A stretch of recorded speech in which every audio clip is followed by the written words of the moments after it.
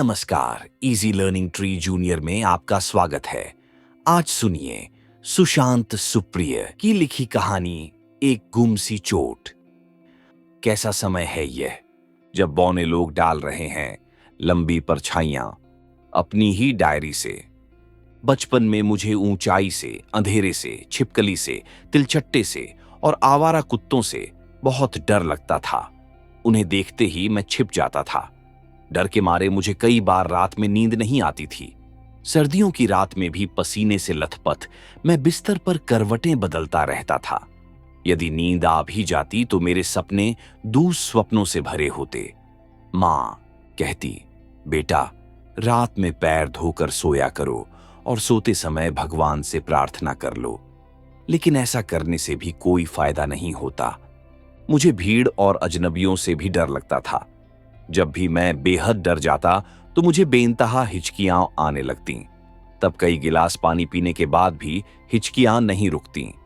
मैं बहुत घबरा जाता और तनाव में आ जाता। जब मैं डर के स्रोत से दूर चला जाता तब जाकर मुझे राहत मिलती।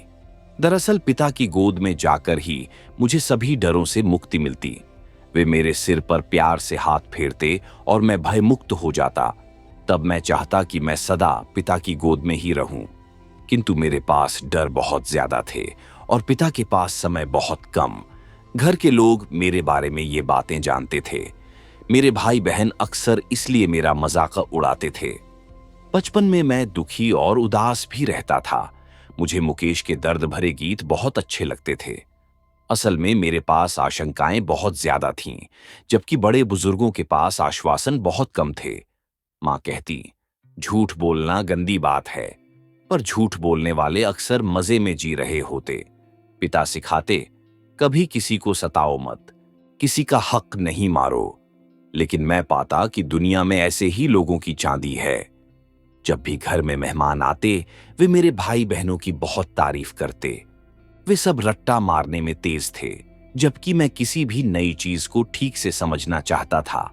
नतीजा ये होता कि बहन सुभद्रा कुमारी चौहान की लंबी कविता सिंहासन हिल उठे, राजवंशों ने भ्रिकुटी तानी थी, खूब लड़ी मर्दानी, वह तो झांसी वाली रानी थी, कंठस्थ करके मेहमानों को सुना देती और उनसे वाहवाही पा जाती। भाई न्यूटन के सिद्धांत, डार्विन की थ्योरी या सोलर सिस्टम के बारे बताकर मेहमानों को प्रभावित कर लेता।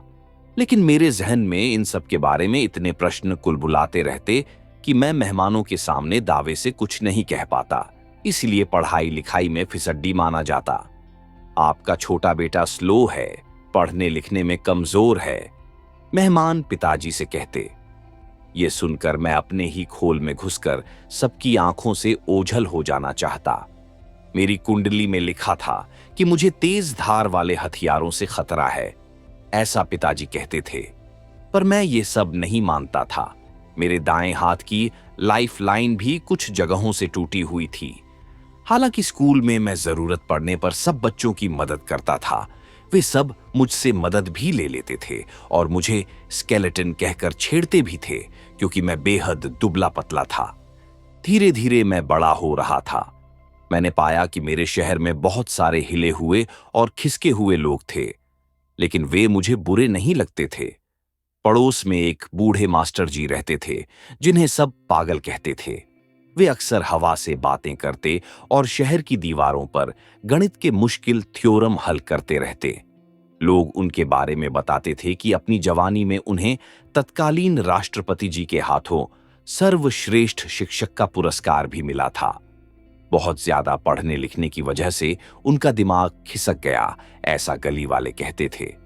मास्टर जी के घर वालों ने उनका इलाज कराने की बजाय उन्हें घर से निकाल दिया था।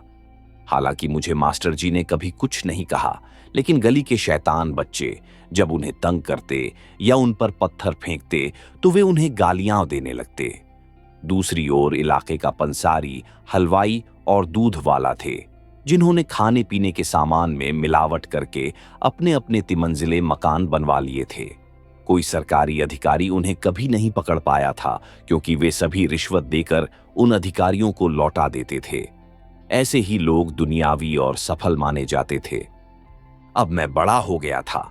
चूंकि मुझे अकेले रहना अच्छा लगता था, इसलिए मेरा कोई दोस्त नहीं था। दरअसल मैं समझ चुका था कि ज्यादातर लोग आपसे अपने किसी स्वार्थ के लिए जुड़ना चाहते थे। ऐसे मतलबी और अवसरवादी लोगों से मेरी वैसे भी नहीं बनती थी।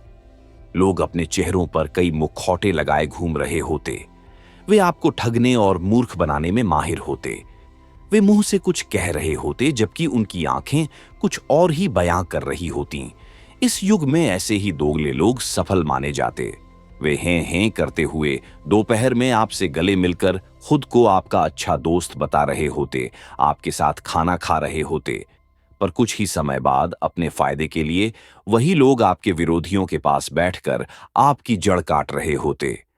ऐसे अवसरवादी युग में मेरा मन किसी सच्चे मित्र के लिए तड़पता रहता।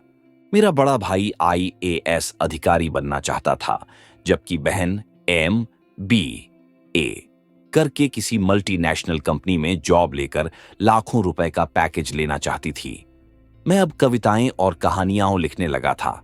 सामाजिक और राजनीतिक मुद्दों पर अब मेरी अपनी राय थी। मैं समाज के लिए कुछ करना चाहता था, लेकिन मुझे क्या बनना है, इसके बारे में मैंने अभी कुछ सोचा नहीं था। लिहाजा घर आए मेहमानों के पूछने पर उन्हें भी मैं यही बता देता।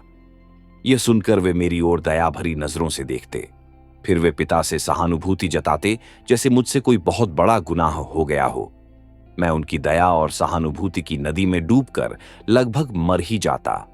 कुछ समय बाद मेरे पड़ोस में एक नया परिवार आकर रहने लगा। उस परिवार में मेरे ही उम्र की एक लड़की थी, जिसे देखकर मेरे दिल में कुछ कुछ होता था। शायद मैं जवान हो गया था। मेरी मां की दोस्ती उस लड़की की मां से हो गई थी। एक दिन मां के घुटनों में दर्द था।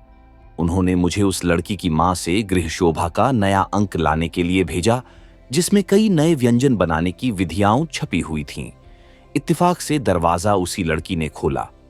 उसके दरवाजा खोलते ही मेरे मन के भीतर भी जैसे आंस की एक खिड़की खुल गई, जिसमें से झांक कर मैं उसे अपलक ताकने लगा। तितलियां उड़ने लगीं। आंखों के आगे इंद्रधनुष छा गया। अब अक्सर मेरी मुलाकात उस लड़की से मदर डेयरी के बूथ पर या सब्जी वाले के यहां या मंदिर के बाहर हो जाती। उसका नाम सुरभि था। उसकी बातें मुझे अच्छी लगती। उसके साथ मैं बिना पिए ही जमीन से 1.5 इंच ऊपर उठ जाता। सारा समय एक अदृश्य डोर मुझे उससे बांधे रहती। मैं कहीं भी रहता, मेरा दिल करता कि मैं तैरते बादल के टुकड़े पर बैठकर जल्दी से उसके पास पहुंच जाऊं। जब मैं उसके साथ होता तो मुझे भीड़ में या अजनबियों के सामने भी हिचकियां नहीं आती। मैं जिन चीजों से डरता था वह उनसे बिल्कुल नहीं डरती थी। हैरानी की बात थी कि उसकी संगत में अंधेरा, छिपकली आदि से लगने वाला मेरा डर भी धीरे धीरे खत्म हो गया। अब मैं खुश रहने लगा था। अपने कपड़े इस्त्री करके पहनने लगा था। हर दूसरे तीसरे दिन अपने बालों में शैम्पू करने लगा था और अपना जेब खर्च बचाकर महंगा वाला डियो इस्तेमाल करने लगा था। सुरभि से बातें करते ही मेरे अंग अंग में जैसे कोई अनजान रागिनी बज उठती। हालांकि हम में कुछ रोमानी समानताएं थीं, लेकिन बहुत कुछ ऐसा था जो मुझे सुरभि से अलग करता था। मैं संवेदनशील था, जबकि वह बेहद व्यावहारिक और दुनियावी थी। मेरे पिता सरकारी दफ्तर में मामूली क्लर्क थे, जबकि उसके पिता के शहर में कई शोरूम थे। मेरे पिता के पास केवल एक स्कूटर था, जबकि उसके पिता के पास 2-2 लग्जरी गाड़ियां थीं। शोफर थे।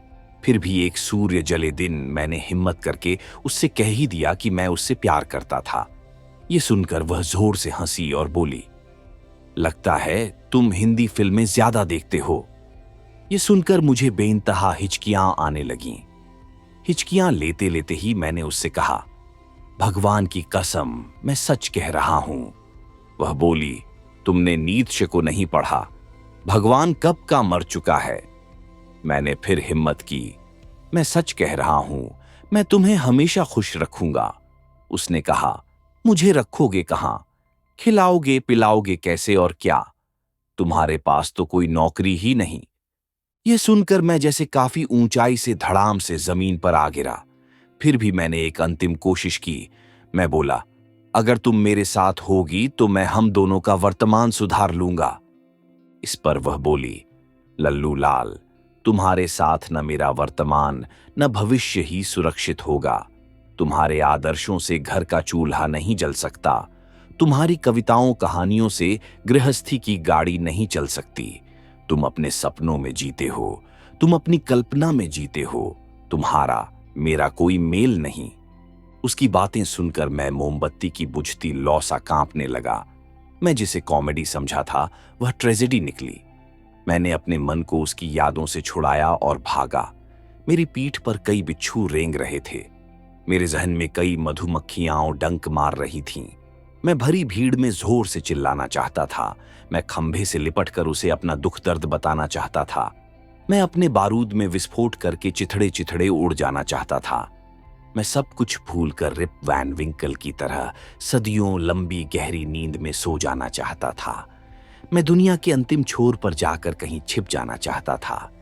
मुझे ऐसा लगा जैसे मैं हर परीक्षा में फेल हो गया हूं। मेरे भीतर की सभी नदियों का जल जैसे यकायक सूख गया था। झुके हुए झंडे से उदास पल मुझे घेरे हुए थे। मैंने अपने मन की तलाशी ली और उसे खाली पाकर बेहद डर गया।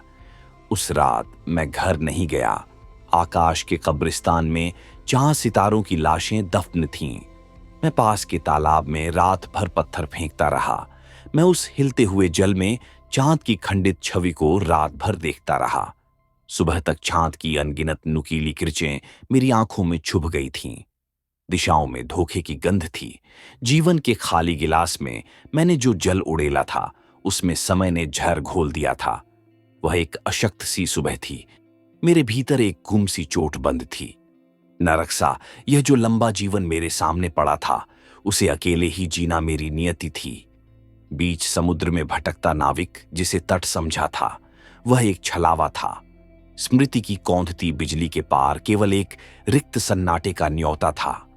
जब मैं अपने भीतर गुजर गए चक्रवात से उभरा तो मैंने कहीं नौकरी पाने की कवायद शुरू की। हालांकि मेरे पास प्रथम श्रेणी में पास होने की अंक तालिकाएं और डिग्रियां थीं, किंतु मेरे पास न कोई पुष्ट था, न ही मुझे जुगाड़ आता था। मैं सही जगह पर चढ़ावा चढ़ा पाने में भी असमर्थ था।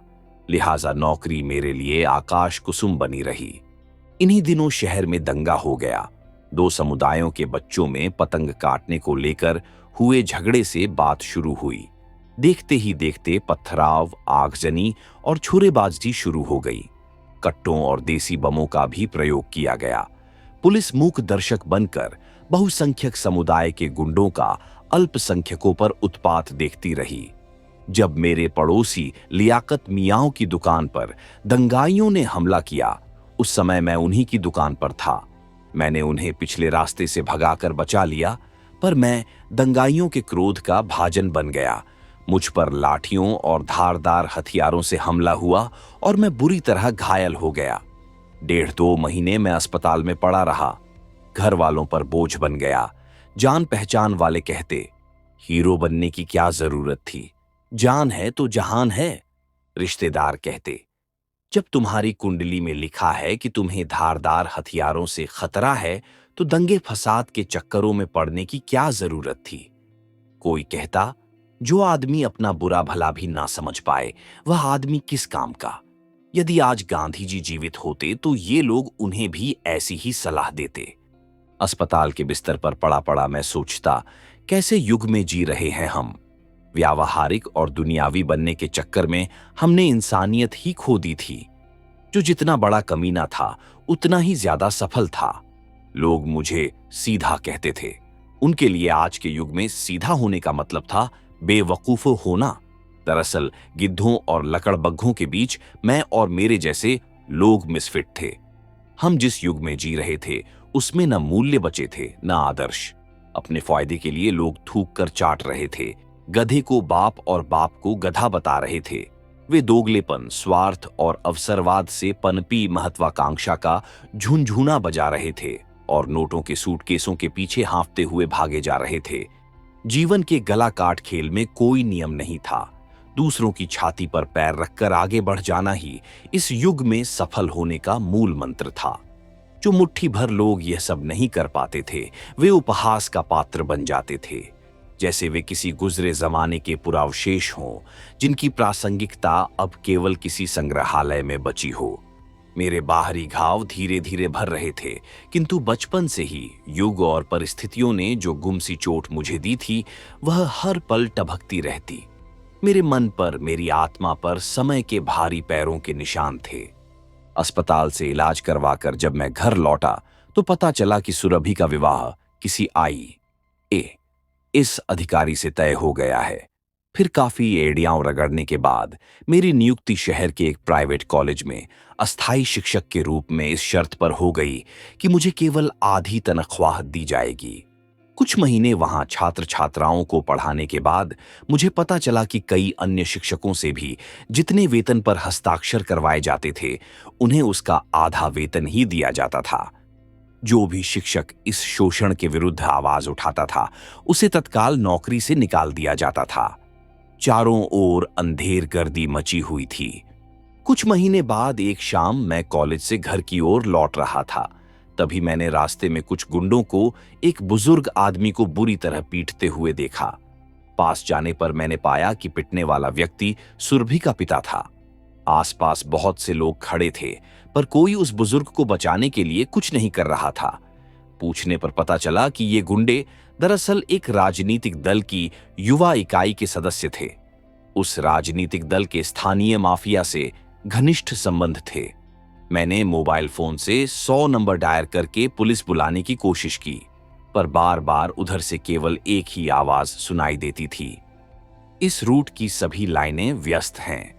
मेरे लिए यह दृश्य असहनीय होता जा रहा था। यदि उस बुजुर्ग को नहीं बचाया जाता तो वह मर भी सकता था। मैंने आसपास खड़े लोगों की ओर देखा। मुझे लगा जैसे मैं बिना टिकट का तमाशा देख रही किसी भीड़ में खड़ा हूं।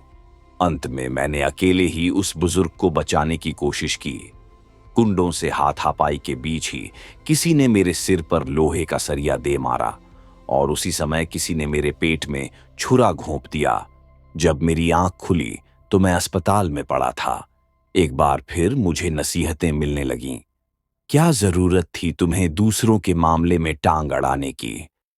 क्या जरूरत थी लाला लाजपत राय को देश के लिए लाठियां खाने की? क्या जरूरत थी भगत सिंह, राजगुरु और सुखदेव को हमारी स्वाधीनता के लिए फांसी पर चढ़ जाने की? क्या जरूरत थी गांधी जी को पराधीन भारतवासियों के लिए बार बार जेल जाने की? क्या जरूरत थी सुभाष चंद्र बोस को? क्या जरूरत थी जयप्रकाश नारायण को? क्या जरूरत थी अन्ना हजारे को? 2.5 महीने अस्पताल में रहने के बाद मैं एक बार फिर घर लौट आया हूं। मेरे बाहरी घाव भर चुके हैं। डॉक्टरों ने मुझे स्वस्थ घोषित कर दिया है, किंतु कॉलेज प्रशासन ने मुझे लंबे समय तक कॉलेज से गैर हाजिर रहने के कारण नौकरी से निकाल दिया है। 1 हफ्ता पहले सुरभि मुझसे मिलने आई थी। उस मुलाकात में उसने मुझसे केवल एक बात कही, उसके पिता को गुंडों से बचाकर यदि मैं यह सोच रहा हूं कि वह मुझसे शादी कर लेगी तो यह मेरी गलतफहमी है, ऐसा कभी नहीं होगा। उसने यह बात बल देकर कही थी। वह अपनी शादी का कार्ड भी मेरे मुंह पर मार गई थी। अगले रविवार की रात उसकी शादी है। आजकल सुबह के अखबार भ्रष्टाचार, घोटालों और मासूम बच्चियों से बलात्कार की भयावह खबरों से भरे होते हैं।